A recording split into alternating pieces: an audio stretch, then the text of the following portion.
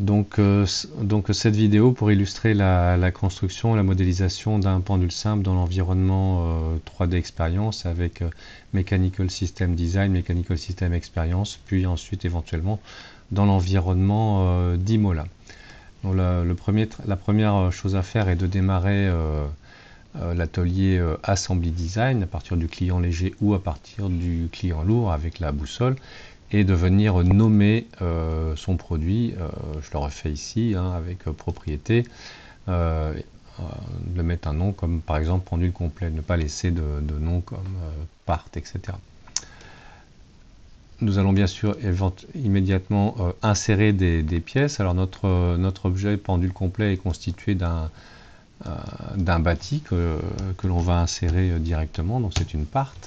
Et puis nous allons insérer également de la même manière, avec un clic droit, nous allons insérer une autre pièce qui sera le pendule, que je nomme ici. Donc là, nous sommes dans l'atelier Assembly Design. En double-cliquant sur la partie bâti forme, nous allons passer dans l'atelier Part Design et nous allons faire une représentation simple de ce bâti, simplement en modélisant un cube ou toute forme que vous voudrez. Ça a assez peu d'importance. Donc nous allons modéliser un cube de dimension 50 par 100 par 100 par exemple, 100 par 100 par 100. Donc ici un rectangle centré, de côté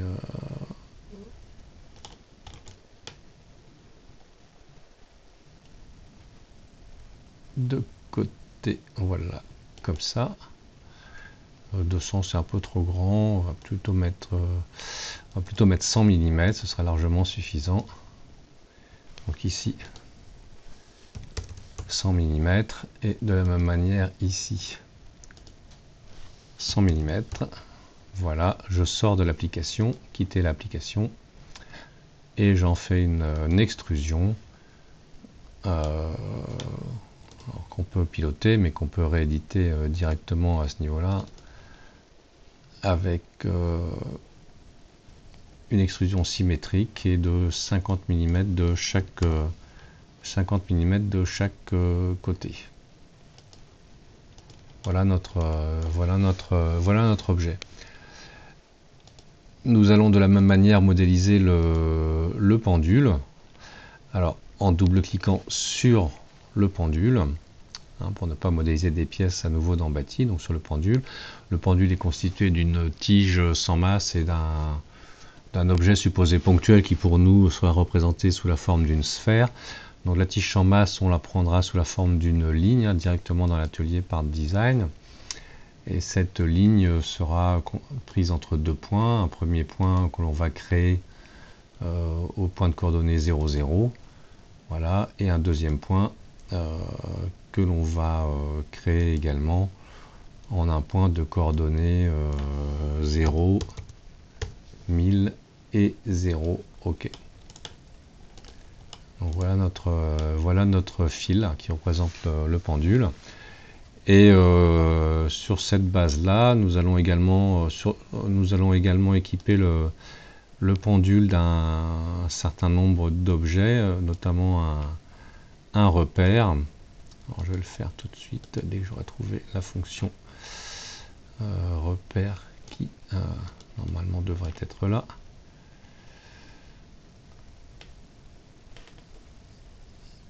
Je ne la vois pas, je ferai ça après. En tout cas, nous allons également dessiner dans ce plan une esquisse qui représente l'objet qui nous intéresse, une sphère. Donc une sphère, on va l'obtenir par une révolution d'un arc qu'on centrera au bout du fil. Et puis cet arc de cercle, voilà, je le ferme avec un bout de droite, un segment. Je sors de l'esquisse et je viens faire une révolution de cette esquisse autour de cette droite sur 360 degrés. Voilà. Et puis je mets un repère à ce niveau-là. Et puis également un repère si je cache le bâti, Et il y en a un déjà ici, on vérifie que nous avons bien deux repères dans notre système. Je repasse en pendule complet, donc dans la partie assemblage, en décachant le bâti. Et nous avons maintenant deux objets qui sont un pendule et un bâti. Je vais mettre en place des connexions mécaniques. Une connexion mécanique qui va permettre qui va dire que nous fixons le bâti. Et on ira vérifier également directement dans l'arborescence que la connexion mécanique est faite et on peut la mettre à jour.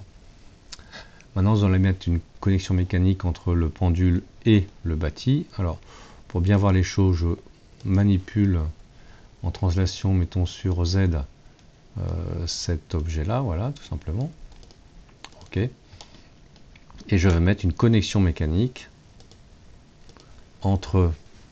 Donc, pour réaliser une liaison pivot, c'est coïncidence de deux plans, coïncidence de deux axes. Donc, je vais mettre en coïncidence le plan ici YZ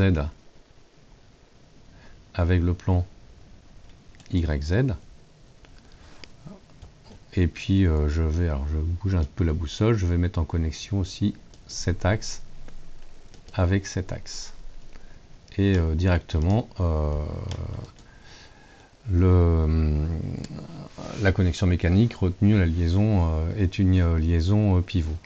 Pour pouvoir accéder plus tard à des mesures d'angle, je vais rajouter un angle ici entre le plan XY du bâti et le plan XY du pendule. La liaison ici semble être une liaison rigide, effectivement, axe, plan et un contrôle d'angle, il n'y a plus de degré de liberté. Simplement ici on va redire que cette liaison est plutôt une liaison contrôlée, auquel cas la liaison devient bien une liaison pivot et on pourra piloter notre liaison avec cette valeur-là. 0 degré représente cette position angulaire. Non pour les collisions, on ne s'intéresse pas. Donc voilà, notre système est modélisé. Donc on a bien des connexions mécaniques, là que je mets à jour, et puis le pendule, le bâti, le pendule complet constitué du bâti et d'un pendule avec un bâti fixe et une liaison pivot entre le bâti et le pendule. Alors pour autant, ce n'est pas encore un mécanisme, hein, c'est un assemblage. Pour créer un mécanisme, il va falloir passer dans l'atelier Mechanical System Design. Mais avant ça, sachant que nous allons faire de la dynamique, il va falloir mettre en place des matériaux sur les objets. Donc nous allons aller donc on est bien dans Assembly Design, dans Outils et dans Navigateur de matériaux que l'on va trouver ici. Nous allons pouvoir aller explorer la base de données matériaux. Alors moi j'en ai 12 068. Alors les matériaux qui nous intéressent, ils sont plutôt stockés dans Material Library, donc on va les filtrer. Et puis on va s'intéresser à une catégorie particulière de matériaux qui sont les matériaux noyaux. Donc on va plutôt aussi filtrer. Je vais fermer ça, pardon. Je vais aussi demander un type de matériaux noyaux. Et les matériaux noyaux à ma disposition, il y en a encore beaucoup, mais je vais prendre le premier, par exemple l'acier, celui-là, et je vais venir l'appliquer. Donc je vais venir appliquer, le matériau est chargé, et en fermant ça, je vais venir appliquer le matériau sur la boule. Et je fais OK. Donc le matériau est sur la boule, et on peut le vérifier directement dans l'arborescence à ce niveau-là. On va appliquer également le même matériau sur le bâti. Alors en allant sélectionner le matériau, hein, inutile de rouvrir la base de données, je sélectionne ce matériau et je l'applique sur le bâti.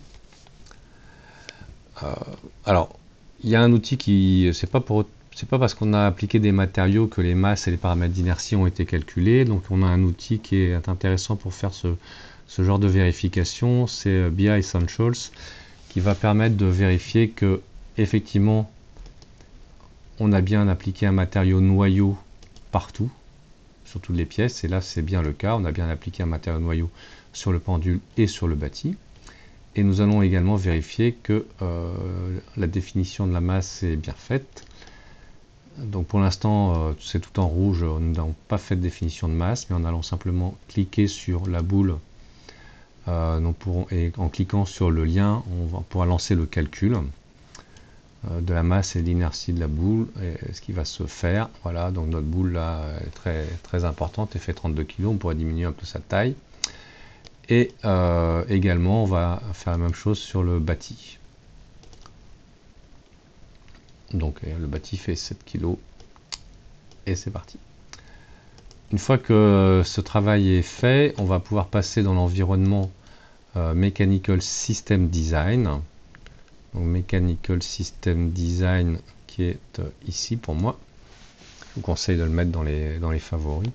Et c'est dans Mechanical System Design qu'on va transformer cet assemblage en un mécanisme. Alors la procédure est relativement simple ici, hein. Représentation de mécanisme. Nommons le mécanisme, je l'appelle pendule complet également. Voilà, et mon mécanisme est créé ici avec les deux liaisons, enfin la liaison pivot et la fixité, ainsi qu'une commande hein, qui correspond à l'angle que nous avons mis dans la liaison, qui nous permet de manipuler avec un curseur l'environnement, la boule ici. Voilà, je vais réinitialiser, fermer. La partie Mechanical Design, Mechanical System Design est déjà finie, hein, on n'a pas grand chose là-dedans, une simple liaison pivot. Nous allons maintenant passer dans l'environnement Mechanical System Experience. Pas besoin de créer un mécanisme, on vient de le faire, pas besoin de créer un scénario de cinématique, puisqu'il nous intéresse, nous, c'est la dynamique. Et il faut nommer cette simulation, et je vais la nommer pendule complet. Également, j'ai pour habitude de nommer de la même manière mes parts, enfin mes assemblages, mes mécanismes et mes simulations. Donc pendule complet.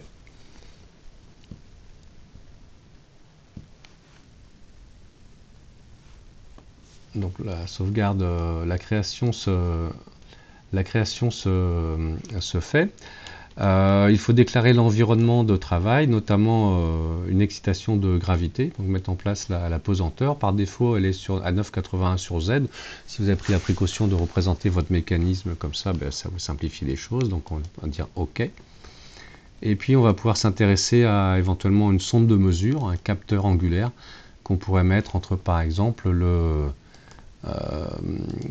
plan XY du bâti et le plan XY du pendule. Et puis en personnalisant, demandons bien que cette mesure soit une mesure d'angle et non une mesure de distance. Voilà pour l'environnement. Nous allons maintenant créer un scénario, donc scénario de dynamique, en prenant en compte dans ce scénario bien l'excitation de gravité, en prenant en compte la sonde de mesure, et puis en définissant les paramètres de simulation qui sont par défaut de 0 à 10 secondes avec un pas de 1 centième. Alors le pas de 1 centième, ça doit aller à peu près, on va mettre 4 secondes, ce qui est largement suffisant. Et l'algorithme de travail, à moins d'être spécialiste DASL, ce sera très bien. Donc on fait OK, et ce scénario maintenant peut être lancé avec calcul ici. Si nous n'avons pas fait d'erreur, oublié des liaisons, oublié des calculs de masse, etc., le calcul doit se mener à bien.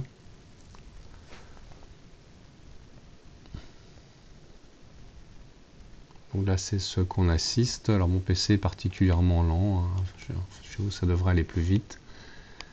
Et donc on a les oscillations du pendule hein, qui sont visibles et normalement conformes à ce à quoi on pouvait s'attendre. Entre 0 et 180 degrés.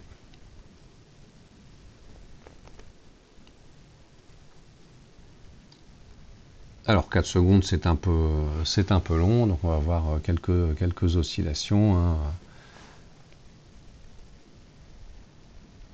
Normalement la période théorique est aux alentours de 2 secondes 37. Hein. 2 secondes 006 en petites oscillations et 2 secondes 37 en oscillation à 90 degrés. Donc là on essaiera de vérifier que notre période est bien conforme à la partie théorique.